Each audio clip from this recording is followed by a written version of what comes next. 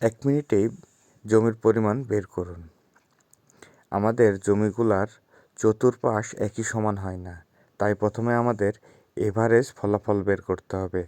যেমন 2টা দৈর্ঘ্য যোগ করে 2 দিয়ে ভাগ করলে যে ফলাফল আসবে সেটা এভারেজ ফলাফল। দেখুন এই জমিতে এক পাশের দৈর্ঘ্য 100, এক পাশের দৈর্ঘ্য 92, ভাগ দিলে 2 দিয়ে ভাগ দিলে 96। প্রস্থও ঠিক একইভাবে আমরা বের করে নিব। এরপরে আমরা দৈর্ঘ্য প্রস্থ গুণ করলে বর্গফুট বের হবে। বর্গফুট বের হলে আমাদের একটা সূত্র জানতে হবে, 1% = 435.6 বর্গফুট। সেক্ষেত্রে আমরা যে বর্গফুটটা বের হয়েছে তাকে 435 দিয়ে ভাগ করলে শতাংশ বের হবে। 1 কাঠা = 1.65 শতাংশ। আমরা শতাংশকে 1.65 দিয়ে ভাগ করলে কাঠা বের হবে এবং 20 কাঠায় 1 বিঘা, 6.5 কাঠাতে 1 একর।